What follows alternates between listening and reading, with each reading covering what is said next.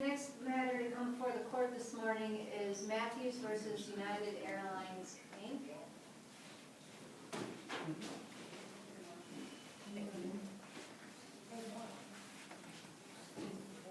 You want to go ahead and have a seat at council table? Thank you. Both sides will have 15 minutes to present oral argument this morning. The appellant may reserve up to 5 minutes for rebuttal. If you want to reserve some time for rebuttal, if you let me know when you get started, I'm keeping the clock and keep you apprised of the passage of time. The court has read the briefs and we're ready to proceed when you are.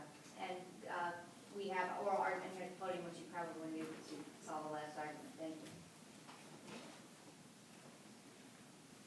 I'll say 5 minutes. Okay. Good morning. Basically, other than everything that was in the brief, the only thing I really have to say about the objection they sent to me is they're stating that the fax that they received was after their, I think it's like 30-day allotted time. I'm sorry, I don't have all my documents. My house was broken into and a lot of my school things were stolen along with my court papers. But to address what they wrote back in the review of, even if the fax was received after the 30 days, that fax only obtained information as of what was actually in the suitcase. But the fax that was received on December the 1st was a good enough description of what suitcase was lost for them to be able to track it if they were going to be able to track the suitcase. And I believe that was discussed with the first case that they did not show up to, even though I sent in the fax and I sent in a fax before that, and I called in after the fax was initially sent because I didn't get any follow-up. And they saying that they never received the receipt where I had document that I did send the paperwork off before I initially faxed it when they told me they didn't receive it through mail. But they said they didn't receive that. I'll go with that. I got the receipt, and the judge who first heard the case, she seen the receipt too, so I'm not sure if it wasn't included in the files or if it just got misplaced, but I still have the receipt. But even if they didn't receive that receipt of it being mailed, the biggest party is just like the last magistrate honored the fact that the fax after it was mailed in the mail was received late. I feel like if they're gonna honor that as a late and use that as probable cause, then why wouldn't the fax that was sent on December the 1st of 2014 addressing the issue be considered probable cause, that it was addressed before any of this even took place, that it was lost? That was my only objection. Was the December fax marked as an exhibit in your trial with the magistrate? Yes. It was? They both of the faxes were included. Were the, I know attached to your briefing was a copy of the post office receipt and Yeah. tracking thing. Was that also entered? That was discussed in the first case. On the second one, the first one that they didn't show up for, that's where all of the information was presented. On the second one, I think that was with just the judge. The first case, I think, was December 23rd. That one was her, just me and the person hearing it. United didn't show up to that one. And that's where all the copies of the receipts and the faxes and everything was discussed. On the second one, I didn't have the option to make any more copies. They used what was already in there. So I can't manually verify if it was in there or not. I'm not sure, but I do. If I can remember, we did discuss it. So but I Well, can't. there's a difference between discussing it and if you marked it as an exhibit. No, that's what I'm saying. If I'm not mistaken, everything that was presented the first time was transferred with the case the second time. I just can't remember manually because like I said, I don't have the copies of what I had then because my house was broken into and I didn't have a chance to go down there and file for the papers to get it. But I do remember discussing both faxes. And the only fax that the last judge discussed as when the magistrate there discussed it too, but the one we didn't see, the person who overturned the magistrate's decision, he discussed the fax that was sent with the paperwork as far as like my ID, the items that was in the receipts. That was the only fax he discussed. He didn't ever discuss the fact that the faxes the magistrate discussed with us in the courtroom. The judge referred to the contract of carriage. Yes. Do you know what that is? Did you see that? if I'm not mistaken, the contract of carriage is the thing they sent to me after it was addressed that they still hadn't found it, and I had to file a paper with everything that was in the suitcase and include receipts for everything that was in the suitcase, include my ID. I believe that's part of the contract of carriage, if I'm not mistaken. Was that something that you would have gotten when you purchased your ticket, you think? I don't believe so. Because actually, the ticket that was purchased I was actually rushed into United Airlines. They initially wasn't, the flight that I took wasn't initially supposed to be mine. One of the flights, my pre-boarding flight, the connecting flight, I meant to say, is what pushed me into United Airlines flight, that one. Because the flight I came in on was late. I came from, I think, Delta and went to United. So it wasn't an actual United whole process. So there was a delay in Mhm. so this wasn't something that you purchased 3 weeks ahead of time? It was Mm-mm, something no. that happened that night? Mhm.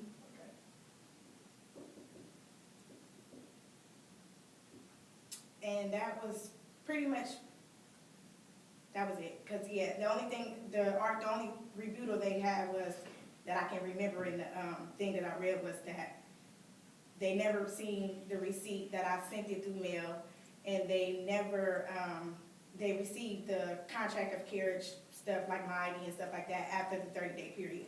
But even if that was the case, they were notified in writing on December the 1st before I made that call to them that my bag was lost, and I still don't have my bag. Within 24 hours of landing, Yes, yep, you notified them that you did not get your that bag. I did not get my They bag. weren't open at 2:30 in the morning when you plane landed. And I had a 1-year-old with me that they made me pay for his flight that same night too. And I'm like, I'm not about to wait around, it's 1 o'clock in the morning, I have a 1-year-old, we already gotta catch a cab, y'all not here, there's nothing I can do. So I called in to the actual airline, they never answered the phone at the Akron Canton location. And I went on the thing and I found the fax, and that's where I sent the fax to.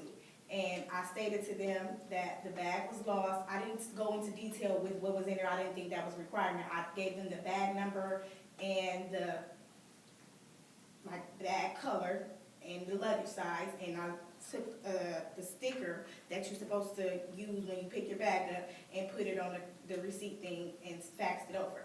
My fax confirmation says, okay, it's the same fax machine I used when I sent over the contract of carriage information, Ohio Department of Job and Family Services Job Center, free fax machine. So I don't know. But that was the only issue I had. Even if y'all saying that y'all got my receipts and stuff late, everybody can't get a receipt just like this.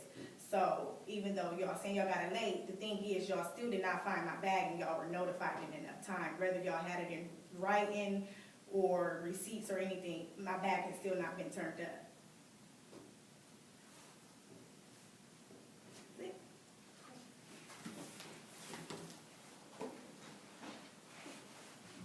Good morning, may it please the court.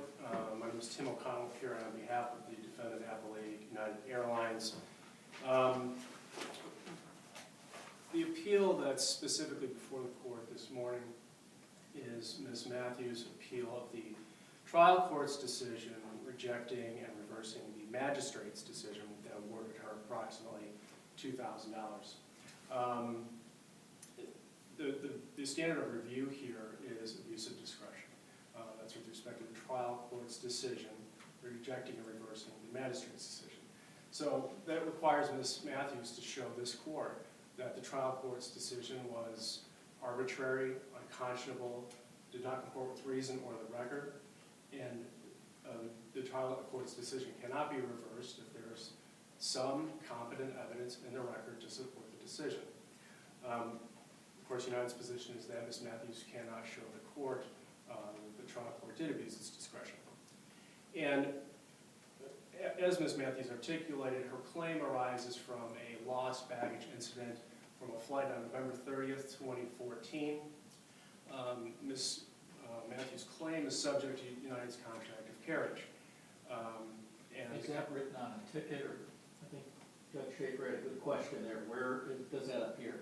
Obviously, you've seen the contract of carriage in totality. It's some 60 pages or something like that. So it's obviously not included with the ticket itself.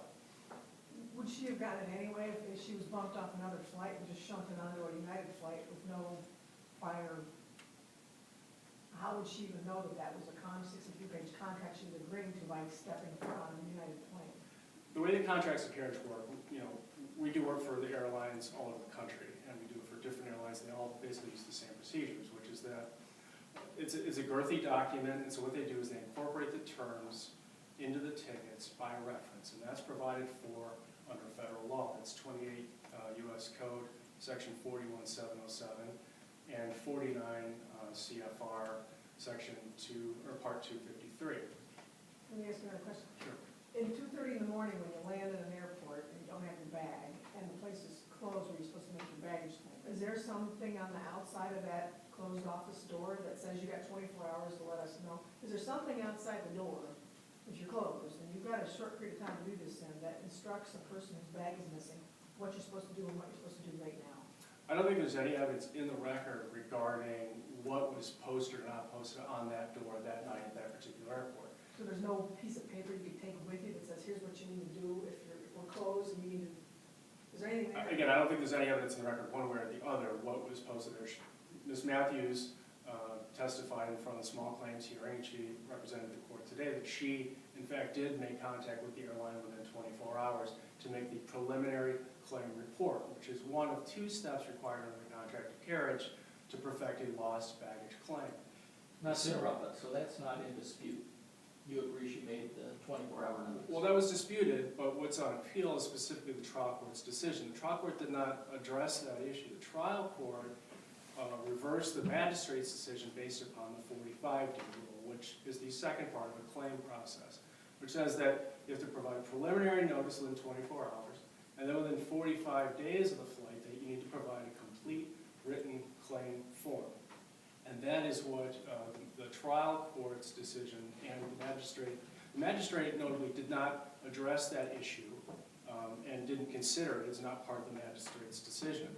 And that is noted in the trial court's decision, that essentially the evidence that was presented at the small claims hearing by United's representative was effectively ignored or disregarded by the magistrate. But the evidence was clear, as per the testimony of United's representative, Joy Mel Dunnigan, that showed that United did not receive the required completed written claim form until 52 days after the November 30th flight.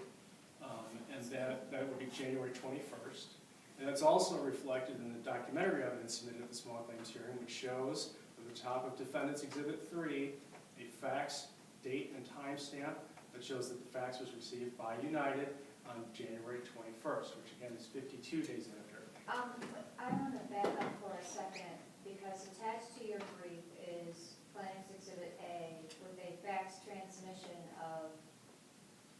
at 1 a.m., and it says December 1st, 2014, transformation confirmation report. So I'm wondering, first of all, I'm assuming it's in the record from the hearing before the magistrate because it's got an exhibit sticker affixed to it. So I'm assuming this facsimile document with the confirmation report of December 1st is in the trial court's record. That's my understanding, is that the defendants and plaintiffs' exhibit stickers were part of the small claims hearing on February 8th. So is it your understanding that the trial court could have found that this document was in fact received by United on December 1st, but it didn't comply with what needed to be done in terms of a written notification because it's not on the form? Well, again, it's a two-step process. That December 1st fax would seem to satisfy the requirement that there be preliminary claim notice. In other words, within 24 hours, United needs to be advised that passenger lost her bag. The second step is that the completed written claim form, which includes all the detailed information about what was specifically lost and whatnot, needs to be submitted and received by United within 45 days of the flight date. There is no evidence before the magistrate in any of the exhibits other than Defendant's Exhibit 3, which shows that the claim form was received on January 21st. But the Claims Exhibit B is one of those claim forms, and it has a signature date. I understand that it's not necessarily evidence of receipt of January 1st, 2014, within the 45-day period, correct? That they would be within the 45-day period, yes. And so is it United's position that the trial court found that though this evidence was submitted, it wasn't sufficient to show that it was received? It would appear, Your Honor, I don't think the trial court articulated that specifically, but it would appear that that would go to the weight of the evidence, which of course is within the purview of the trial court rather than the reviewing court here. It would appear that the trial court did see that exhibit as it was part of the record below, and they found that the testimony of Ms. Dunnigan and the fax stamp at the top of Defendant's Exhibit 3 showing the January 21st date was the more compelling evidence. So given the two-step process, we saw that United did present competent evidence. And that evidence is part of the record before the trial court and formed the basis for the trial court's decision to reject and reverse the magistrate's decision. Now before this court, Ms. Matthews has submitted for the first time this U.S. Postal Service receipt with a January 5th date, which purportedly is a document showing that she in fact sent within the 45-day period the required completed written claim form to United. Of course, it does not show that United received it, but in any event, that document was not part of the record below. It was never submitted to the trial court, to the magistrate, and it is not properly before this court, as we've articulated in our briefs. It's a violation of Local Rule 7, as well as basic tenet of Ohio law that states that you cannot introduce evidence for the first time to this reviewing court. So given the competent evidence in the record, as stated, and given the absence of any evidence to the contrary presented by Ms. Matthews, there can be no finding of abuse of discretion by the trial court, and on that basis, United will request that the trial court's decision be affirmed, the judgment be entered in its favor and for cost. And counsel, just one last question about the documents attached to your brief. You have that mail receipt, albeit it's the same one that's attached to Ms. Matthews' brief, but it has a September date on it. So I'm trying to identify what has first been proffered to this court that was not proffered below. I mean, it may be that this was not proffered below and it ended up being attached to your brief, but because relevantly it's got a September date on it, but. As articulated in our brief, the U.S. Postal Service receipt with the January 5th date on it, that was presented to this court for the first time, and as the court can see, was not part of the record below. And the only,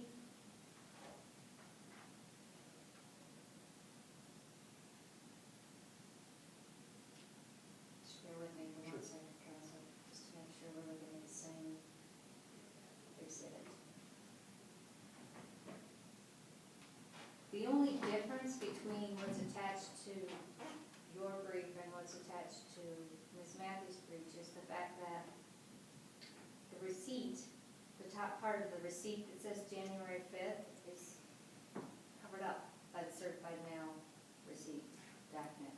Well, and as Your Honor pointed out, the other receipt is dated September 2015. That would be well after the November 30th, 2014 date, certainly well beyond the 45 days. In fact, it would be months and months afterwards. So I'm not even sure the relevance of that particular document.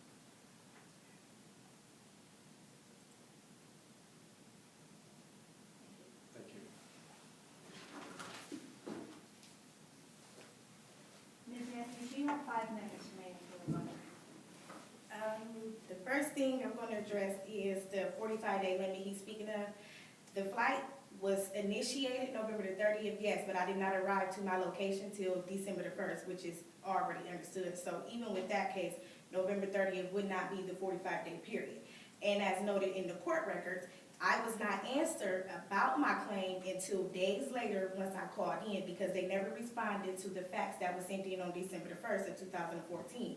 So again, there are counting days that they never even replied to me on what would be the next step to take for me to initiate the second part of the contract they're expecting me to have already known.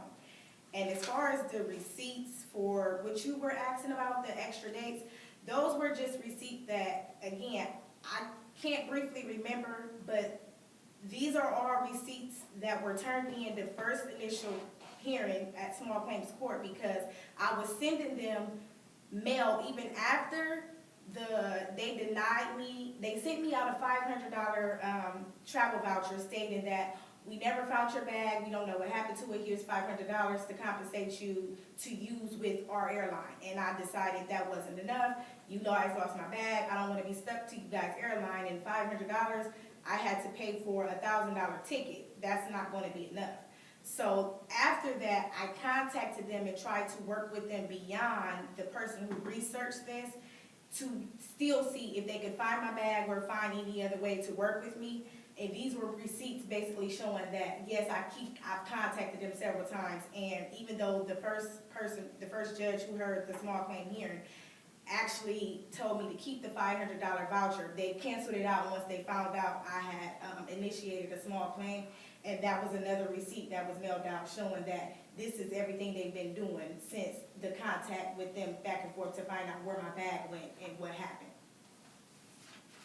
So that was, that's why I wanted to say the review, because I remember them saying something about the 45 days, but I couldn't remember exactly what the day frame was, so that's what the review was for. They never even contacted me right after this December 1st fax. I had to call them, which I think was either December the 4th or December the 5th, when I spoke with them in order to find out what they were going to do, and then I had to go online and get the forms myself. They never sent me out the contract or the forms to fill out. I had to go online and get them myself.